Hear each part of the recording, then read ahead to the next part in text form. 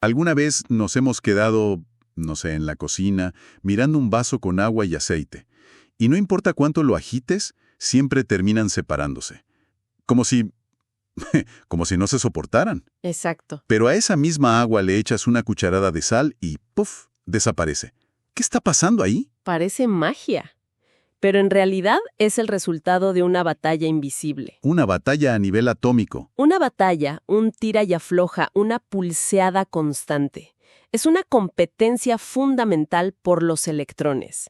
Y hoy vamos a analizar a fondo el concepto que arbitra esa competencia: la electronegatividad. Perfecto. La misión es desentrañar qué es, de dónde sale y cómo esta única propiedad termina definiendo el carácter de casi todo lo que nos rodea, desde la sal de mesa hasta nuestro propio ADN. Para armar este rompecabezas nos estamos basando en varios textos de química general, también de orgánica.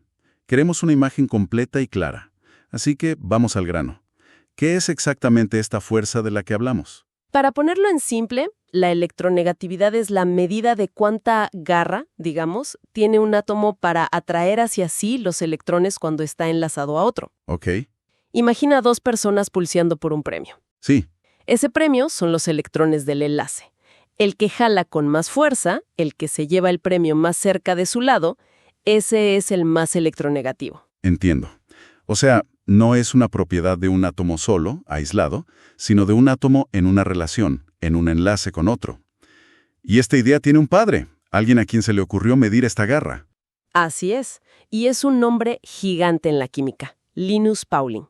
Ah, claro, Pauli. En los años 30, fue él quien se las ingenió para crear la primera escala, asignando valores numéricos a los elementos para poder comparar su fuerza. Dijo: vamos a ponerle un número a esta pulseada, y su escala es la que seguimos usando mayormente hoy. Buenísimo. Entonces tenemos una tabla de posiciones de esta competencia. Pero, ¿hay alguna manera de predecir quién va a ganar sin tener que memorizarse toda la tabla? ¿Algún patrón? Por suerte sí, y aquí es donde se ve la belleza del orden en la tabla periódica. Hay tendencias muy claras. A ver. Por ejemplo, si nos movemos de izquierda a derecha en una misma fila, la electronegatividad aumenta. ¿Aumenta? Sí. El flúor, que está a la derecha del todo, es mucho más agarrado con los electrones que el litio, que está al principio de la misma fila. A ver, déjame pensar por qué. Si vamos hacia la derecha, cada átomo tiene un protón más en su núcleo, ¿cierto? Cierto. O sea, el centro del átomo es cada vez más positivo, tiene más poder de atracción, como un imán más potente. ¿Será por eso? Justo por ahí va la cosa. Exactamente. Se llama aumento de la carga nuclear efectiva, aunque también se añaden electrones. Estos van entrando en la misma capa externa y no logran tapar bien esa carga positiva creciente del núcleo. Ah, El resultado es que el núcleo jala de cualquier electrón cercano con mucha más fuerza. claro. Tiene toda la lógica. Ahora, ¿y qué pasa si nos movemos hacia abajo? Por ejemplo, en la primera columna tenemos al litio, luego al sodio, al potasio. ¿Quién es más fuerte ahí? Ahí la tendencia se invierte. La electronegatividad disminuye. A ver, intenta razonarlo con la misma lógica. ¿Qué cambiar bajar por una columna? Pues el átomo se hace más grande. Se van añadiendo capas de electrones, ¿no? Como las capas de una cebolla. Ajá. Entonces, los electrones de la capa de afuera, los que participan en el enlace, están cada vez más lejos del núcleo. Exacto. Supongo que por eso al núcleo le cuesta más controlarlos. Están como en los suburbios, lejos del centro de la ciudad. Es una analogía perfecta. La distancia es clave. Aunque el núcleo también es más positivo, el efecto de la lejanía y el apantallamiento de todas esas capas internas de electrones le ganan a la carga. La atracción se debilita. Ya veo. Por eso los elementos de abajo a la izquierda, como el cesio y el francio, son los más generosos. Casi que regalan su electrón de valencia. Entonces, si juntamos todo, tenemos a los campeones. El flúor, arriba a la derecha, es el campeón peso pesado de la electronegatividad. El que se lleva los electrones de todos. Y el francio, abajo a la izquierda, es ese tipo bonachón que te da la billetera si se la pides con amabilidad. Tal cual. El flúor es el máximo depredador de electrones de la tabla periódica. Con estas dos reglas ya se puede predecir el resultado de casi cualquier pulseada química. Ok, yo tenemos a los competidores y sabemos quién es más fuerte. Pero lo que define todo es el resultado de la pelea, ¿no? ¿Qué pasa después? ¿Qué tipos de resultados podemos tener? Aquí viene lo más interesante. Lo más importante no es el valor de un átomo en solitario, sino la diferencia de electronegatividad entre los dos átomos que se enlazan. La diferencia. Sí, y lo increíble es que la naturaleza no trabaja con interruptores de encendido y apagado. No hay tres cajas separadas para los enlaces. Es un espectro continuo como un regulador de intensidad de luz. Y todo lo controla esa simple diferencia. Me gusta esa idea del regulador de intensidad. A ver, empecemos con la intensidad más baja. ¿Qué pasa si es una pelea contra uno mismo? Digamos, dos átomos de oxígeno en la molécula de O2 que respiramos. ¿Quién gana ahí? Nadie. Es un empate técnico perfecto. Claro. La diferencia de electronegatividad es cero. Ambos átomos de oxígeno jalan con la misma fuerza, así que los electrones del enlace se comparten de manera perfectamente equitativa. Mitad y mitad. Pasan el mismo tiempo girando alrededor de un núcleo que del otro. A esto se le llama enlace covalente no polar. Las fuentes coinciden en que esto pasa cuando la diferencia de valores es muy pequeña, entre 0 y 0.4. De acuerdo, un empate justo. Pero eso es raro, casi siempre los átomos son distintos. ¿Qué pasa cuando la competencia es desigual pero no una paliza? Pienso en el agua, H2O, o en el cloruro de hidrógeno, HCl. Exacto. Tomemos el HCl. El cloro es mucho más electronegativo que el hidrógeno. La diferencia es de casi 0.9. Aquí no hay empate. El cloro jala los electrones con mucha más fuerza.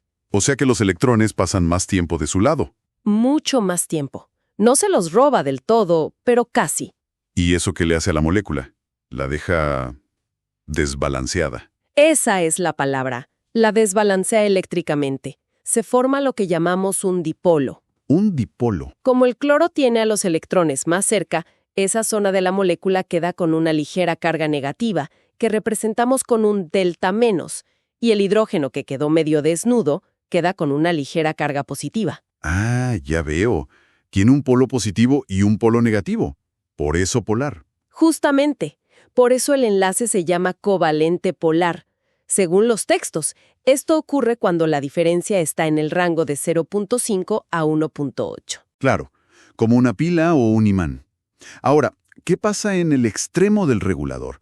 Cuando la diferencia es tan bestial que ya no es una competencia. Pienso en la sal, sodio y cloro. Uno es de los más débiles y el otro... de los más fuertes. En ese caso, ya no es una pulseada, es un robo a mano armada. Ja, ok. La diferencia de electronegatividad entre el sodio y el cloro es altísima, de 2.1. El cloro es tan pero tan fuerte y el sodio tan débil que el cloro directamente le arranca el electrón de valencia al sodio. Ya no se comparte nada. Es una transferencia total. No es préstame tus electrones, es dame tus electrones. Justamente. El sodio, al perder un electrón, queda con carga positiva. Se convierte en el ion Na+. Cierto. El cloro, al ganar ese electrón, queda con carga negativa, el ion Cl-. Y el enlace que los mantiene unidos ya no es un par de electrones compartidos. Es la pura atracción eléctrica. Es la pura atracción eléctrica entre esas cargas opuestas. Como dos imanes que se pegan. A esto se le llama enlace iónico, y ocurre cuando la diferencia es mayor a 1.8. ¡Qué locura! Covalente no polar, covalente polar e iónico. Todo un espectro definido por una sola cosa. ¿Quién gana la pulseada por los electrones? Bueno, ahora sí, volvamos a la cocina. Volvamos. ¿Cómo explica todo esto el misterio del agua, el aceite y la sal? Con lo que vimos, ya tenemos todas las piezas. El agua, H2O, es el ejemplo perfecto de molécula polar. La diferencia entre el oxígeno, que es muy fuerte, y los hidrógenos más débiles es enorme. Ok. Esto hace que la molécula de agua tenga un lado negativo, cerca del oxígeno, y dos lados positivos, cerca de los hidrógenos. Y la sal es iónica. La sal, NaCl, está hecha de iones Na+ y Cl-. Entonces, cuando la sal cae en el agua, el polo negativo del agua ve al ion positivo del sodio y... se siente irresistiblemente atraído. Y los polos positivos del agua ven al ion negativo del cloro y se le pegan también. Un montón de moléculas de agua rodean a cada ion, lo aíslan de su pareja y lo arrastran por el líquido. Lo disuelven. Lo disuelven. De ahí viene el famoso dicho químico. Lo semejante disuelve a lo semejante. Lo polar disuelve a lo iónico y a lo polar. Claro. O sea que el agua no es que odie al aceite. Es que las moléculas de agua están tan atraídas entre sí con sus polos que básicamente ignoran al aceite. Lo ignoran y lo empujan a un lado. Son un club exclusivo y el aceite no tiene la contraseña polar para entrar. Es la mejor descripción que he oído. El aceite está hecho de hidrocarburos. La diferencia de electronegatividad entre carbono e hidrógeno es mínima, como 0.4. Sus enlaces son no polares. Son aburridos para el agua. Exacto, son moléculas neutras sin polos. Las moléculas de agua prefieren 1000 veces interactuar entre ellas que con el aceite, así que lo agrupan y lo apartan. Pero entonces, si son mundos irreconciliables, ¿cómo funciona el jabón? ¿El jabón es el que logra que el agua se lleve la grasa, el aceite?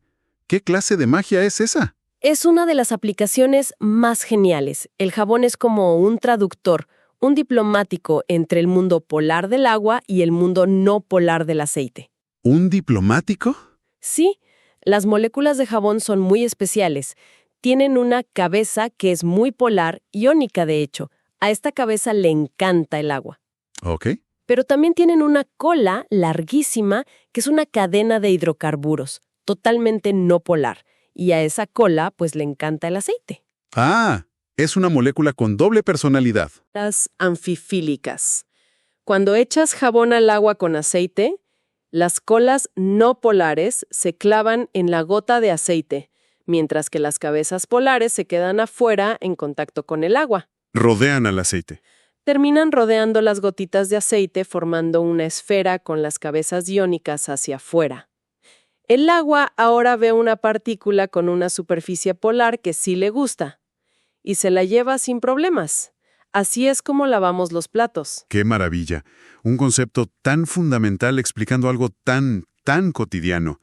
Y me imagino que esto no se queda en la cocina. Mencionaste el ADN. Y es que es la base de la vida.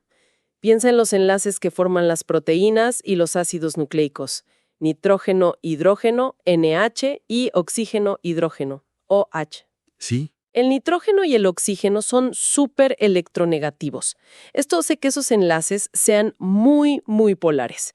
Y esa polaridad extrema permite una interacción especial, un poco más débil que un enlace covalente, pero crucial, el puente de hidrógeno. Los famosos puentes de hidrógeno. Siempre se mencionan como la razón por la que el agua es tan especial, que el hielo flote, por ejemplo. Correcto. Pero en el ADN son la clave de todo. La doble hélice del ADN son 2 larguísimas hebras. Ajá. Lo que las mantiene unidas en el medio, como los peldaños de una escalera de caracol, son millones de puentes de hidrógeno. Específicamente, el hidrógeno con carga parcial positiva de una base es atraído por un nitrógeno u oxígeno con carga parcial negativa de la base de enfrente. O sea, esa pequeña atracción, repetida millones de veces, es el pegamento de nuestro código genético. Es el pegamento. Es lo suficientemente fuerte para mantener la estructura estable, pero también lo suficientemente débil para permitir que la hélice se abra y se copie cuando la célula se divide. Increíble. Todo gracias a esa diferencia de garra por los electrones. Sin electronegatividad no habría polaridad. Sin polaridad no habría puentes de hidrógeno. Y sin puentes de hidrógeno, la vida como la conocemos sería imposible. Es increíble. Entonces, para ponerlo todo en perspectiva, todo se reduce a la electronegatividad. Esa medida de la fuerza con que un átomo atrae electrones. Sí. La diferencia en esa fuerza crea un espectro que va desde un empate perfecto, un enlace no polar, pasando por una compartición desigual, un enlace polar, hasta un robo total que crea un enlace iónico. No se podría resumir mejor. Y este principio tan simple gobierna por qué la sal se disuelve y el aceite no, cómo funciona el jabón y hasta cómo se mantiene unida la molécula que nos define. Es una de esas ideas fundamentales que, una vez que la entiendes, la ves en todas partes. Definitivamente.